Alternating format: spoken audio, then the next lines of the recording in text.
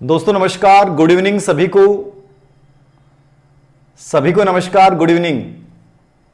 राजकुमार जी नमस्ते, सुनील जी नमस्ते, दिव्या रावत धौलपुर से नमस्ते।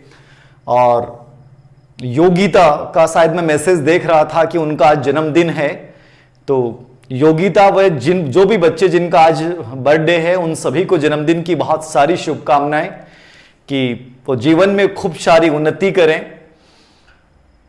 और लाइफ में सबसे बड़ी चीज यही होती है, आप सभी लोग आ चुके हैं, जुड़ चुके हैं। जिंदगी में सबसे बड़ा जो शब्द होता है लाइफ में, वो एक शब्द होता है जिसको अपन बोलते हैं आत्मबल। क्या होता है? आत्मबल एक बहुत बड़ा शब्द होता है, याद रखना। मैं प्रतिदिन आप में से बहुत सारे बच्चों के मैसेज पढ़ता हूं और चूंकि माहौल ऐसा ही है तो उस समय एक शब्द जहन में पूरे दिन आता रहता है। और मैं आपको भी ये कहूंगा कि जिंदगी में हर चीज हार जाना, जिंदगी में हर चीज को छोड़ देना, लेकिन एक चीज को मत छोड़ना, और वो है आत्मबल। मतलब अपने आप से कभी नहीं हारना। बाकी दुनिया आपको कितना भी हराने की कोशिश करे, लेकिन यदि अपने अंदर ना हारने का भाव है तो आपकी जीत सुनिश्चित है। जब गीता में भगवान श्री कृष्ण अर्जुन को उपदेश दे रहे थे, और अर्जुन एक बहुत बड़ा धनुर्धारी था, बहुत बड़ा योद्धा था, लेकिन वो चाहे अपनों को देखकर हो, चाहे अपनों के भावनात्मक संतुलन की वजह से हो, और आत्मबल खो बैठा।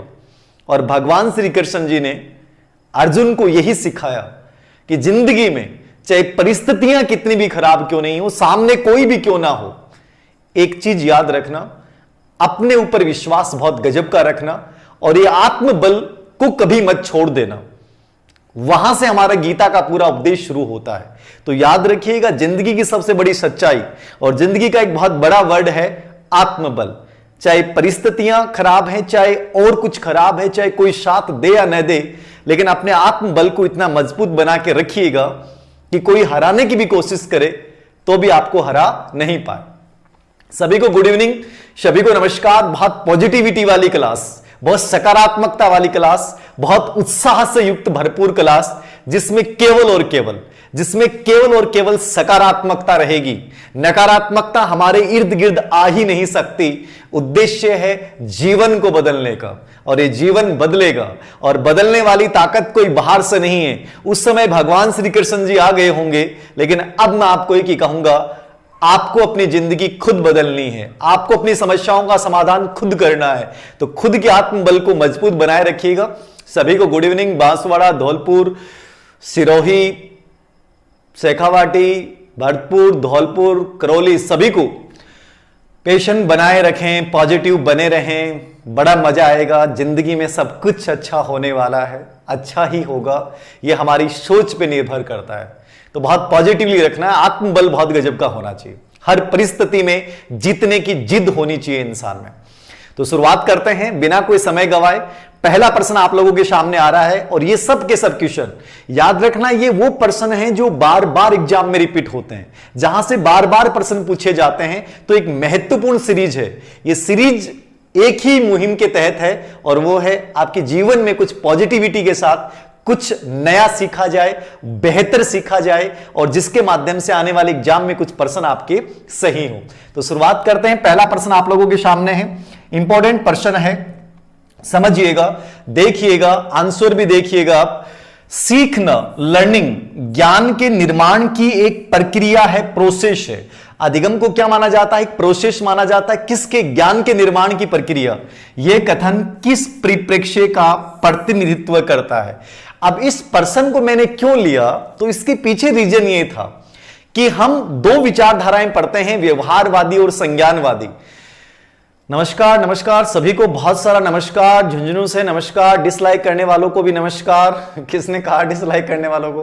करने दो, उन पे ध्यान मत दो। हमें इतनी पॉजिटिविटी रखनी है। मैंने कल एक उदाहरण दिया था कि एक नकारात्मक विचार हमारी जिंदगी को नकारात्मकता से भर देता है, और एक सकारात्मक विचार। हमारी मुहिम है पॉजिटिविटी से। कोई क्या करता है उसको करने दो। हम ये देखें कि इस आने वाले 40-45 मिनट के समय में सर के साथ इतनी सकारात्मकता के साथ मेरे साथ जुड़ जाए, एकदम तन्मयता के साथ जुड़ जाएं, इतनी पॉजिटिविटी के साथ जुड़ जाएं कि आपको ये लगे कि यार कितनी बेहतर क्लास है। जिंदगी में हमेशा याद रखो, महसूस करो हर चीज को कि मजा आ रहा है, आनंद आ रहा है सर, और इंजॉय करते हुए किसी चीज को कर लेना, यही जिंदगी का वास्तविक मजा है, याद रखना। बाकी ना किसी के साथ आया था कुछ, ना किसी के साथ जाएगा।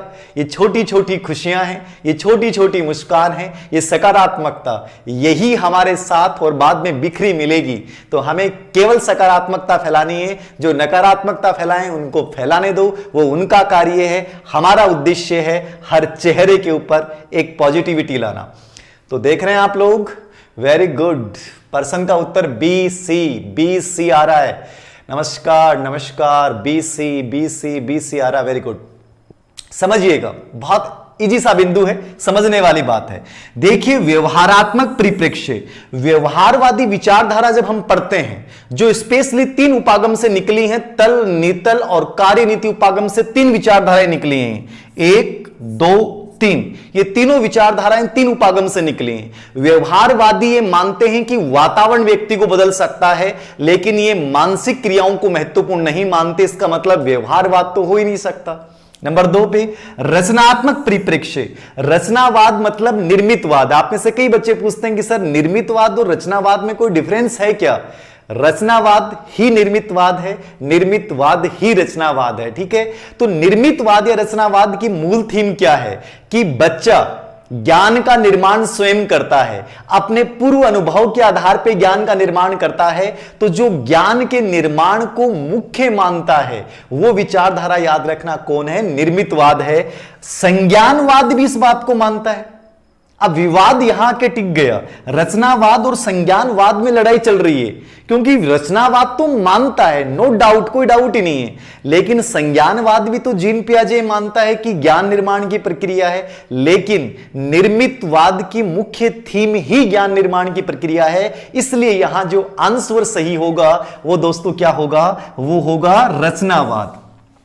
दोनों समर्थन करते हैं, क्योंकि संज्ञानवाद का जो उच्चतम स्तर है, संज्ञानवाद का जो मैक्सिमम लेवल है, वो याद रखना वो क्या है? वो निर्मितवाद है। वो क्या है? निर्मितवाद है। तो निर्मितवाद ज्ञान के निर्माण की बात करता है, स्पेशली संज्ञानवाद भी बात करता है, लेकिन दोनों आ जाएं तो आंसर क्या करना है? निर्मितवाद करना है। और निर्मितवाद में ही सभी संज्ञानवादी आ जाते हैं, चाहे वो जीन पियाजे हो, चाहे वो जेरम ब्रूनर हो। ठीक है, ये सब के सब निर्मितवाद में आ जाते हैं। ले वाइगोत्स्की आ जाता है, पास्टनर आ जाता है, जोसेफ नोवेक आ जाता है, ठीक है, रोजर बाइकी आ जाता है। ये सब निर्मितवादी विचारधारक हैं, बहुत इंपॉर्टेंट विचारधारा है। और निर्मितवाद पे प्रश्न जरूर आता है हर एग्जाम में, याद रखना। ठीक है, तो पहला प्रश्न, वेरी गुड।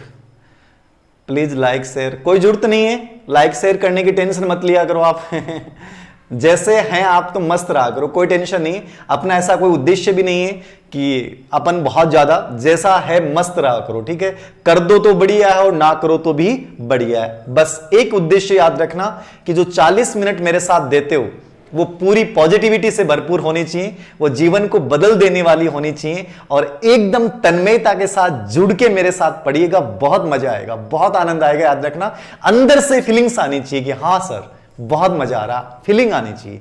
यही सिलेक्शन और यही स्टडी का एक अच्छा आधार होता है। चलिए आगे, पहला प्रश्न उत्तर क्या हो गया? बी। समझ में आ गया? मैं आगे हट जाऊं? कई बच्चे कहते हैं गुरुजी थे आगे ही खड़े हो जाओ बोर्ड के ऊपर, तो मैं